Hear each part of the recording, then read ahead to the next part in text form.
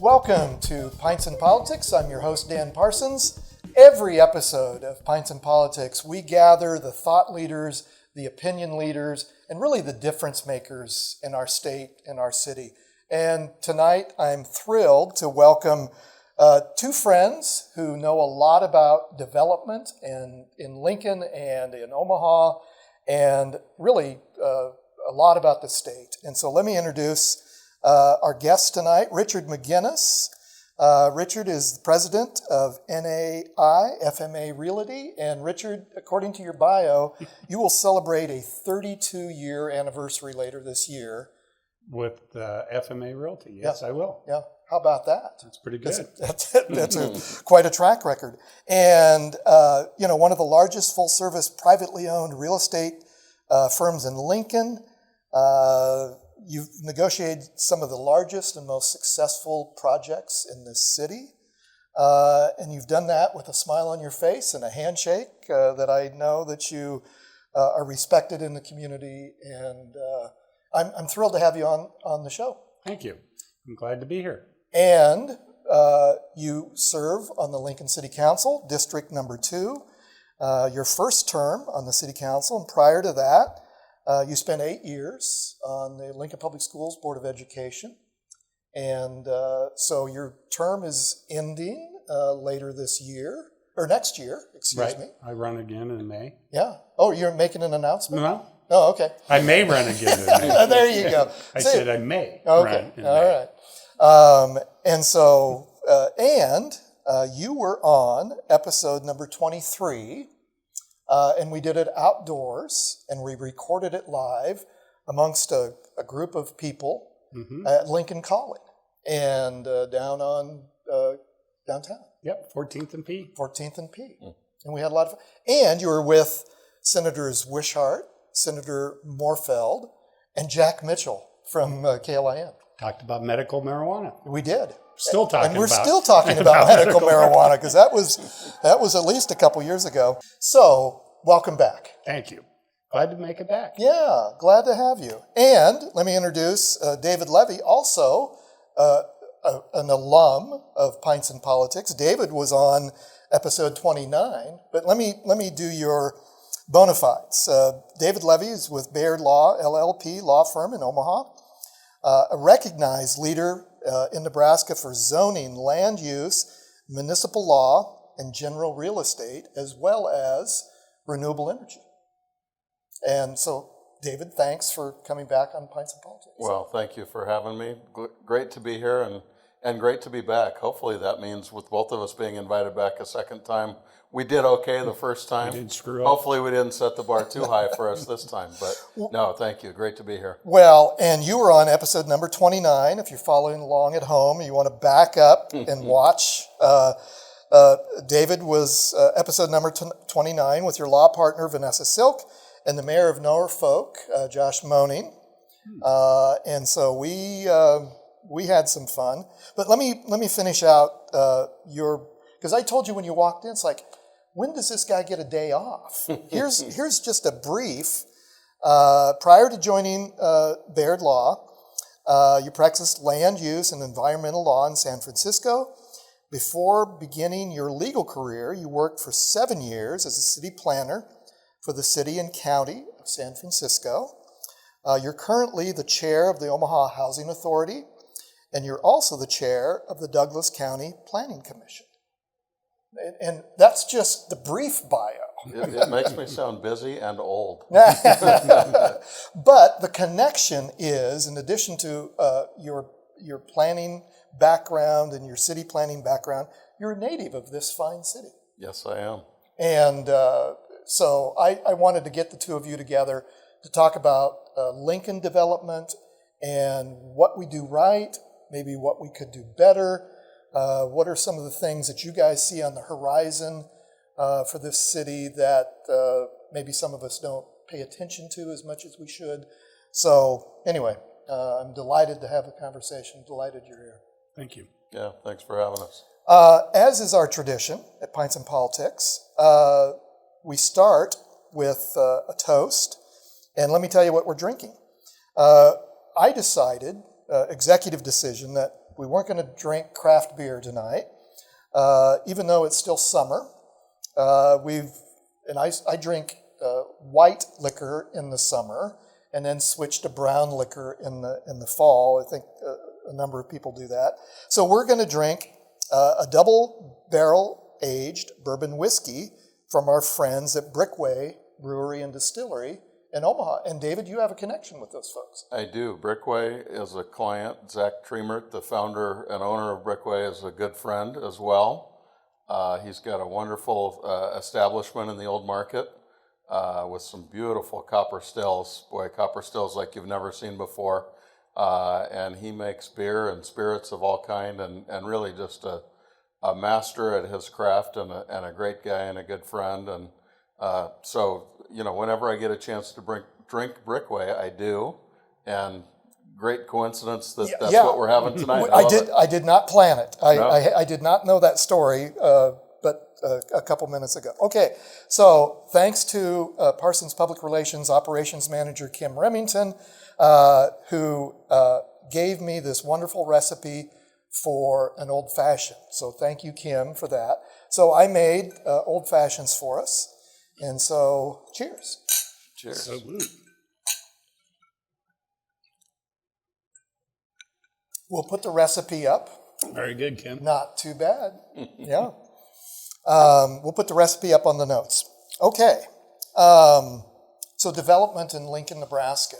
Richard, you've seen a lot in the 32 years that you've been at FMA Realty, and you've seen even more up close in the almost 4 years that you've served on the city council. Lincoln is a growing city. Lincoln is a progressive city.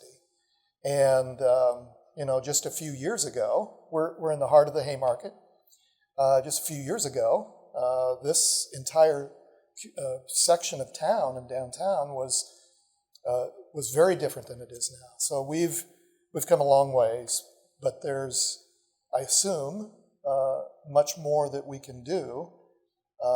So let's just talk about development and some of your experiences in the city. Well, being around for the last 64 years, I've kind of seen a few things come and go. You're right about the whole Haymarket down here. That was good. A few people took a few risks early on with the candy factory, and then John Camp across the road here. And then it started to take off.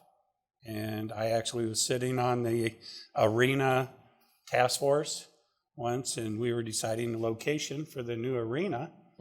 And the consultant came down and said, we're going to put it at 10th and M Street. And the chairman of the group said, no, we're putting it in the Haymarket. So, nice try. Yeah, nice try, but this is where we're going. And then the city founders and a lot of the city people, people that wanted to see it go, stepped up to the plate, and we're able to put together that project, which is quite a project down here. It's changed the city for the better, and it's been remarkable. But it takes leadership, it takes vision, and it takes a lot of hard work. It is. It's a lot more work than we kind of thought it would be. It's moving train tracks. moving train tracks and all kinds of things. So, and it worked out well, and it really has. We got to start looking at the next project. That's been quite a few years. Yeah. And we got to keep some of the excitement going. If Omaha can get light rail, then we can do something too. There you go. David, I thought of you the other day. I may have sent this to you. Boomers, and this just goes to the, if you will, the dynamics of any new development. I saw this on Twitter.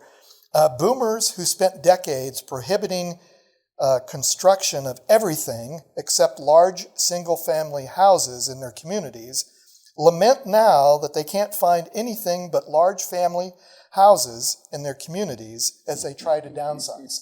I think you Does did that send sound me familiar? It does. It does. No, absolutely, it does. And I agree with Councilman Meginnis, and Dan used great words there too: leadership and vision, and a willingness to take risk. And it's those are all very difficult things, and they're often in short supply. But boy, when they come together, you have things like the arena and the Haymarket, and it really is pretty amazing. Omaha did some similar things a little bit earlier, but really transformative projects that I think people in Lincoln and Omaha 20 or 30 years ago might have said, you can't do these things. Right. People say it's just Lincoln or it's only Omaha. And I want to grab them and say, these are wonderful communities with incredible assets and even more potential. Well, and I found it interesting when we kind of did our pre-podcast session a couple weeks ago and sat down. You guys knew each other, but maybe you hadn't sat down and really had a conversation. I found it fascinating that as a native Lincoln, you guys have lots of friends and stories in common because you grew up here. Yeah, I mean, it is a big, small town still. And we're of similar vintage and know of a lot of people. I know of them, and Councilman knows them. But yeah, and I really enjoy working in Lincoln. I think it's got a lot going for it, a lot of potential. The city council is great to work with. Okay. Most days. When you get all the yes votes, Well, yeah, when it's you a only need 7-0 4, vote, yeah, right? right. Yeah, just need 4. 7-0 are my favorite. But no, I like, Councilman said, I mean, in a way, it's always the challenge for cities. The next project, what have you done for me lately? And the arena's, 10 years ago? It's over 10. I think it's just coming up on 10. That's right about there. Because we're just renewing our contract. Yep. Yeah, but it's, it is time. Cities evolve. I remember as a undergraduate saying to a city planning professor who was a guru, had been planning director in Pittsburgh and San Francisco and all these places.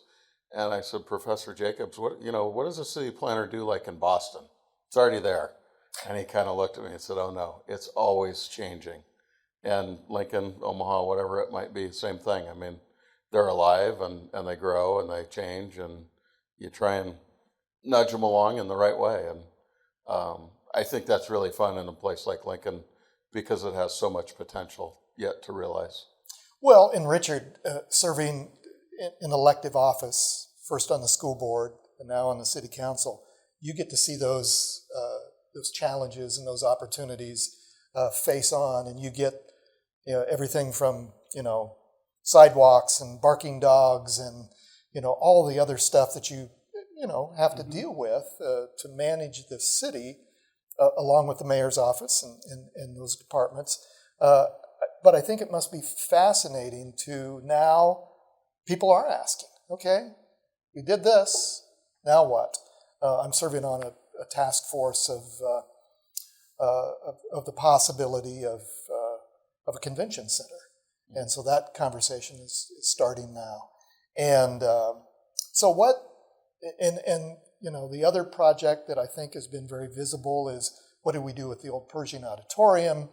That's been, yeah. So Blow it up. well, and they took down the mural Was off. a week or so ago. I walked past there the other day. It looks really weird, not seeing that mural up there. And so from your perspective, what are some of those conversations? What opportunities are there?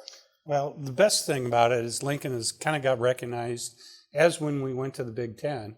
A lot of people from Chicago and the upper Midwest started coming here and looking to invest in Lincoln.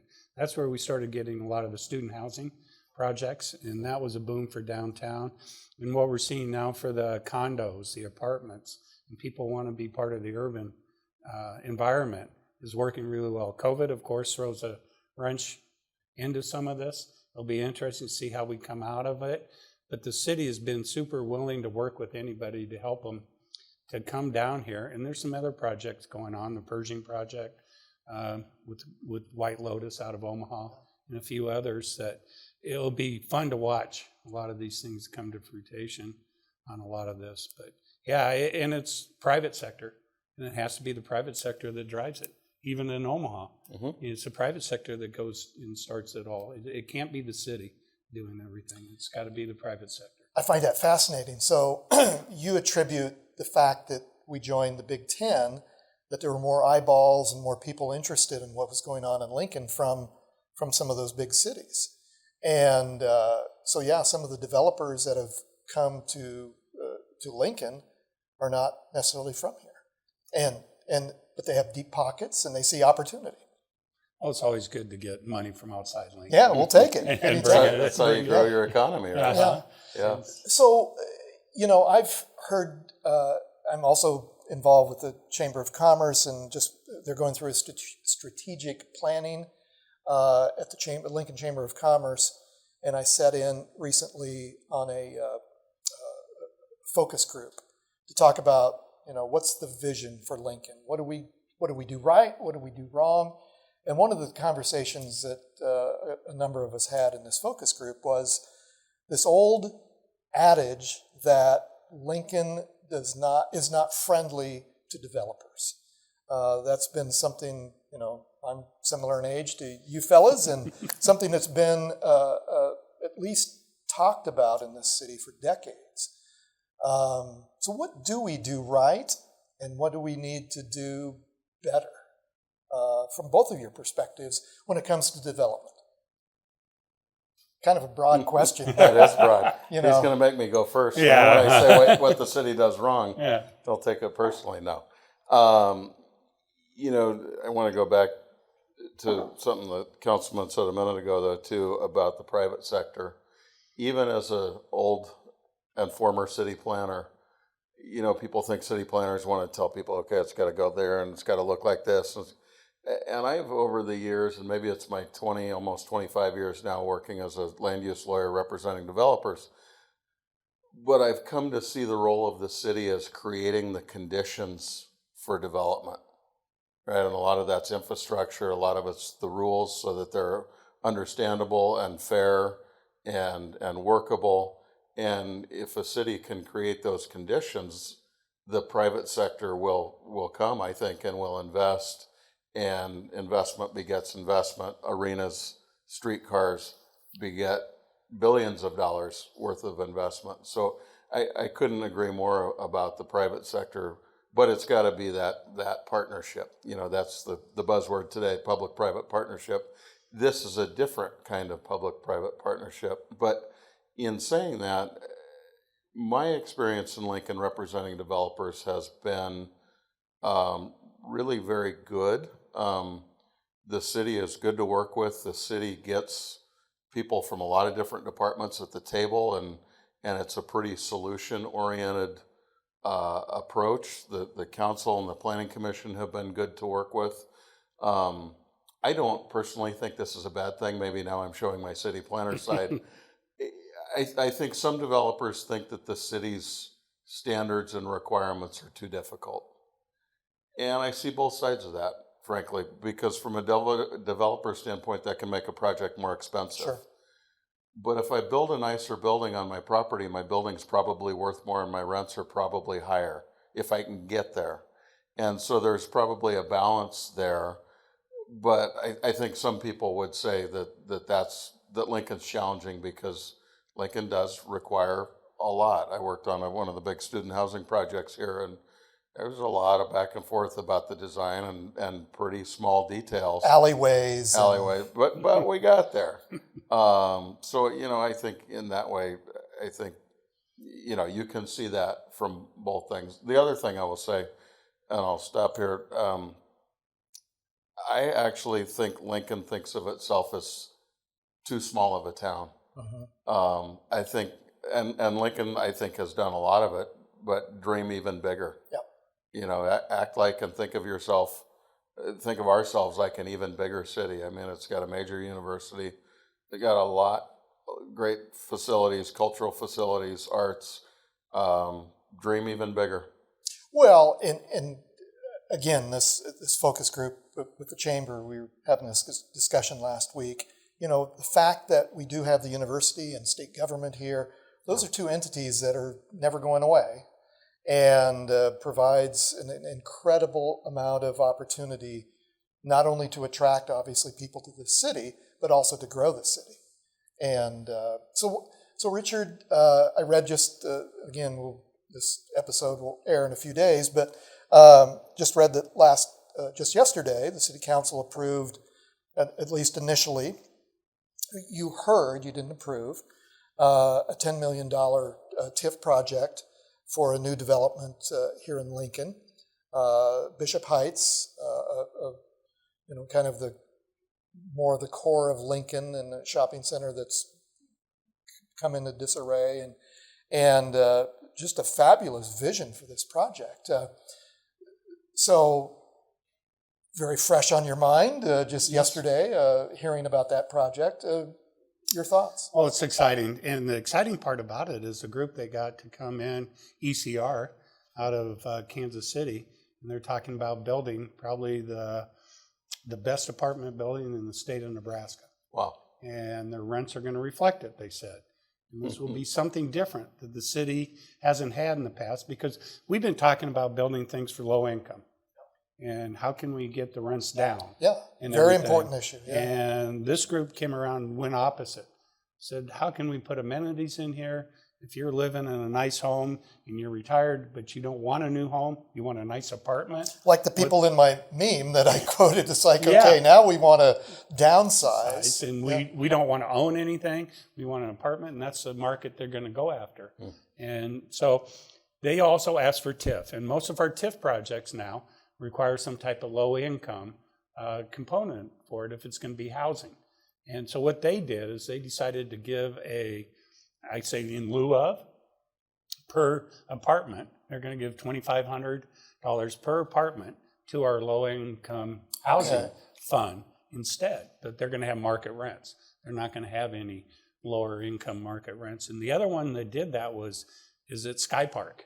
Yes. On the corner of 13th and F right there. Yep. They couldn't make the performer work by doing low income housing there or do any low income. They had to do, but instead they were going to fund a low income housing project, which now we're going to have $1 million in that we're going to grant to apartment owners, and so they can upgrade their apartments in the near south. So that way we can use that money to upgrade what I call truly affordable housing, which is the existing stock, and upgrade that into it. So that's kind of exciting. The fun thing about that Bishop Heights shopping center, I go way back. That used to be a field I'd play baseball in when I was a kid. And then when they built it, I went to Treasure City. Yes. Nobody ever remembers Treasure City. Vine Street. Yeah. It had a Safeway store, and the Treasure City had a doorway between the Safeway store and Treasure City. And as a kid, my mom would go shopping at Safeway. This is old school. Kids, get out your coloring books and follow along. And so, yes, I remember that. So. Yeah, so that and Jack Shack and a few others. And when I brought that up on the city council, they all looked at me and said, what? You did what? Well, the edge of town was Highway 2. Yeah. And you lived way out in the country at 88th and Pioneer. We did. But I remember Treasure City. It was at least gravel getting out there. And I'd say the quality of the asphalt was about the same. So, you mentioned TIF, though, and using it that way. And it's interesting. I mean, that concept. I'm sorry to interrupt you just for our listeners and viewers. TIF, tax increment financing, yep, has been loved and hated through the years, depending on where you live and what the project is. But yes, so go ahead. I'm sorry. And the only thing, we could spend a half hour on the mechanics of TIF easily. At least, and really put the listeners to sleep. But the one thing I will say is the biggest misnomer about TIF is that the developer doesn't pay their property taxes. They do. Doesn't have to, and absolutely they do. Yes. If they don't, it doesn't work. That's what it is. It's monetizing income from property taxes, future property taxes that the new development creates. But one thing I have seen Lincoln do, and we haven't gotten to the city council with it yet, but we're working a project through the administration where Lincoln uses TIF not just as a tool to help incentivize and finance development, but really to drive different kinds of development. Lincoln has adopted a sustainability plan, and this project we're working on, one of the beneficial uses in the TIF discussion is great energy efficiency improvements. It's an old building, it's a residential building. But this other concept is called inclusionary housing, or was, where rather than building low-income housing somewhere else, you would include it as part of the project. San Francisco started doing that in the mid-'80s. I wrote papers about it when I was in grad school in the 90s. But it became, to your exact point, it doesn't make sense sometimes to build it on site or to take units and reserve them for certain income restrictions, to rent restrict them. And so then there's this payment in lieu concept, and you can build up that fund, and then the city has some control to find the right project and become an investor, again, a partner in that project, and achieve those goals through that different way. So I didn't know that the city of Lincoln was doing that, but I think that's cool. It's creative, and I've seen it work really well in other cities. The one thing the city doesn't do right, infrastructure. Yeah. And getting it out there so people will use it as an incentive to build in the right locations. And it's mostly the lack of funds. We did vote in the 25-cent sales or 25% sales tax. We helped with that project, and that's been a good one. And you really are just starting to see the results of that. That will sunset if we don't agree to extend it. But we're also starting to talk about maybe using TIF to start doing these street projects, to get infrastructure to some of these projects. I'm involved with the Cancer Society, or a cancer center with April Sampson Cancer Group out on South 40th. That Brian's putting in $45 million to create a new cancer society, but the roads won't be done. They're going to open the buildings with still having dirt roads or roads closed around them. Wow. And these are things that, it's a regional hospital, and it's a regional draw for around here. So if you have to take detours to get to it, it's not going to be that good. Okay, so as we begin to wrap up, I told you guys this would go fast, right? Hell, we only had one drink. Where's our barmaid? Our mixologist. Yes. Thank you, please. You would think, given this discussion, we'd had more than one, but it's true. It's only true. one. Yeah. So what does this city look like in 10 years? What are the opportunities that are ahead of us that we can begin to be excited about? Whoever wants to jump on I that. can start a little bit. I still see us growing, I hope. We're very steady. That's why a lot of businesses like us. We grow at 1.5%. We don't have the big waves. We're kind of in the middle of the, when the wave hits the coast, it becomes a ripple by the time it gets here. Omaha's kind of the same way. We don't have the big up and down in our economy. So we should be able to grow and attract some new businesses.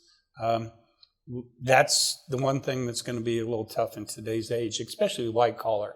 We're seeing more and more white collar jobs kind of become flexible. Yep. People, State Farm told everybody they can work from home. There's 1,500 people that might not be working in Lincoln at home, in those type of jobs. So we gotta create a community that people want to live in. Correct. And not just work. They want to live here. Correct. That they just don't come here for a job. Those young people, young professionals, blue collar, whatever, and also not so young. What are the elements of a big city, the Chicagos, the Kansas Cities, and Denvers that they're used to, that seem familiar in Lincoln? Is it arts? Is it music? Is it food? Is it drink? Those things that will attract those people here that seem familiar to them. It's also, though, it's all those things you mentioned, I think, but it's also walkability, density. I think one of the challenges, and the pandemic is a big part of it, and working from home, and I think this is true in Omaha and in Lincoln, downtown is becoming a residential neighborhood.